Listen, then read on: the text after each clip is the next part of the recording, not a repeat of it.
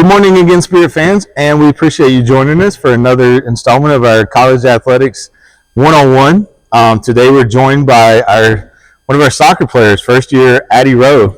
So first and foremost, Addie, thank you for joining us today. Thanks for having me. You're welcome. I look forward to talking to you. So, all right, so you don't know this. I go in and I ask some teammates about questions, some off-the-wall stuff that I can ask you. So I ask one of your teammates. You're probably going to be able to guess who it might be. Maybe. I don't know. All right. So before we get started, I just want you to do me a favor. Okay. Can you look at the gym that we're in and check it? Are there any alligators in the room? And tell me your best alligator story. Apparently you have an alligator story. A certain young lady named Caitlin Clements told me that you have an alligator story that you shared. Your neighbors have an alligator or something of that nature? Somebody around you has an alligator from your... Oh, Franklin County. It was all over the news. There was sadly a house burned down in Franklin County, but the owners had an alligator. And so the alligator got confiscated and it's in a rescue center, but... Okay. It was actually a pretty cool Franklin County fact, and I shared that with her. Okay, all right, that explains it. Yeah. Okay, so you don't have a leash on this thing or anything? No. There's like a kicker. Apparently.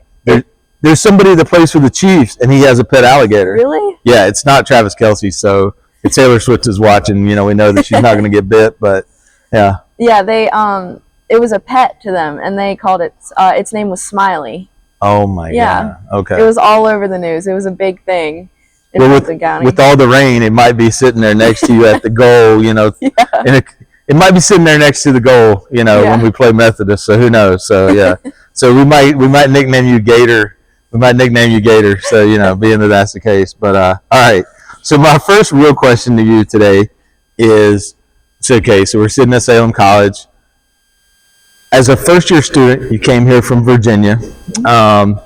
So what is it about Salem that kind of captured your attention and made you want to commit to playing soccer here? At first when I got here, it was a total surprise when I had met Coach. And I had no idea what Salem was. Like, I knew it was a school, but I didn't know, what they entailed and everything.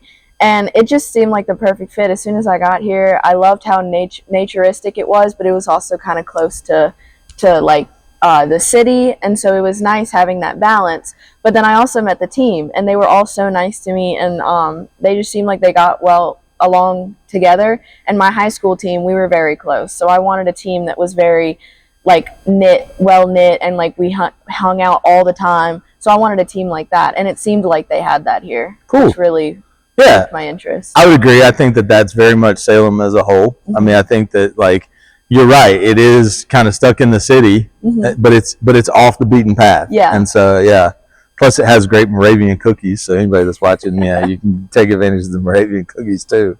What do you want to plan on majoring in at Salem? I originally came in to major in bio, but then I decided that it was more I wanted to do more anatomy. And so I'm on the pre-med track, and I'm hoping to major in health science with possibly a minor in public health. Very cool. You'll be out being a cool doctor. All right. So you're obviously somebody that likes to compete. Anybody that can go to your bio on salemspirits.com, they can see this. But you were a 4-sport athlete in high school. You played soccer, basketball, you ran track, you were in volleyball. Tell us a little bit about how you were able to balance that in high school and how different it is here where you just got the one sport you're kind of focusing on. It was very difficult to manage in high school. Because on top of playing high school sports, I also did travel sports. I was on 2 travel teams with a third one that I played intermittently. And then I also interned for our athletic program there, our athletic training program. And then I was also taking college classes. So it was it was very stressful. But honestly, with like my family and my friends, they really were my support when I was back home. And so it was nice to have their shoulders to lean on, to be able to manage everything that I was doing. Very cool. Now, were you going to an actual community college, or were you taking it in high school? I was taking dual enrollment courses through our high school. But yeah, it was very different when I got here, because it was like I get to focus on one sole sport, and I can dedicate my time to that rather than trying to split it into 4 different sports. And then it works out better, because then I have more time for school too, and it's really nice, actually. Yeah, I bet it is. I bet it's a lot different. So another interesting fact about you is both your parents played collegiately at Ferrum. Yeah. So your mom was a soccer player, and your dad played football. So first of all, and you don't know this relationship, but Gary Holden, who's the sports information director at Ferrum, if he's watching, Gary, you know what? We got another generation of Ferrum production here. So there you go. That's a great story for Gary. So he might be reaching out to me asking why I called him out. But anyway, so I would imagine if your parents played game night with you, everything got a little competitive. Is that pretty much the case? Yes, we would occasionally play like Monopoly or Uno, and my mom always bragged that she was like the bomb at Monopoly and that she was so good. But yes, game nights were very competitive. Yeah. They would be crying for me and my brother. Oh, no. Okay. Was she cheating? No. She wasn't cheating, okay. Me and my brother are very competitive. Okay. Obviously, when we were very younger, much younger or whatever, it was an interesting game night, yeah. So, but mom always won? Yes, or she thought she did. Okay. All right. So what was it like coming? Was your dad just as competitive? I mean, is it the same way, or is it? Yeah. Okay. He had the normal dad jokes and the playful, like trying to like talk smack or whatever. Oh, okay. And, yeah. All right. So let's look at your first year here. You've been a starting goalkeeper in the last 4 matches, and you've come away with 3 wins. Right. So, what's the biggest difference that you can see already between playing high school, as a goalkeeper, and now playing collegiately as a goalkeeper? What's the biggest thing that you see? Well, originally Coach told me coming in, it's like the next step up in competitiveness, and honestly, I have to say that's like the full reality of it. Right. Like, for example, in college, it's much faster. Much faster than high school, and like it's a consistent speed of play rather than like in high school we'd have some teams where they played quick, and then we had other teams where they would play somewhat slower. But then when I got to college, it was like consistent speed, and it's nice having that consistency rather than having to prepare like each team differently and like having to adjust to that. Do you feel like you're standing back there? I know I'm going to steal this kind of from Hannah Wagner. Hannah Wagner was here obviously before you. She was here several years ago, but Hannah said that she could kind of read the defense and give her defensive teammates a chance. Oh, well, they're doing so and so an adjustment. Are you able to read the defenses quicker now, or like are you still kind of picking up on some tendencies? There's some tendencies that I'm still picking up on, but so far I think I've been able to mesh well with my defense. Okay, good, yeah. All right. So, well, one last question about the defense.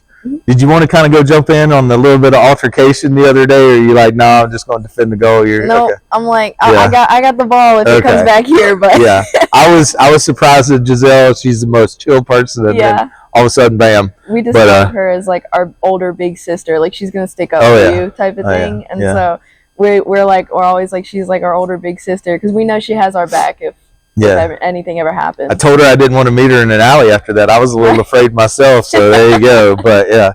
So finally, you're somebody that I always see walking through the complex here. You're always smiling. You always communicate with your teammates. How's it been going as far as like the adjustments between college life and high school, being that you were so involved with so many sports, so many different activities, taking so many classes? How is that adjustment going for you now? Honestly, it was a really big adjustment for me. Somewhat difficult. One of my first goals when I got here was to make sure I had friends, because leaving my family and friends back home was very difficult for me. And so when I got here, my first goal was I need to make some friends, for sure. Like 100%, I need people that I can count on to go to if I'm struggling.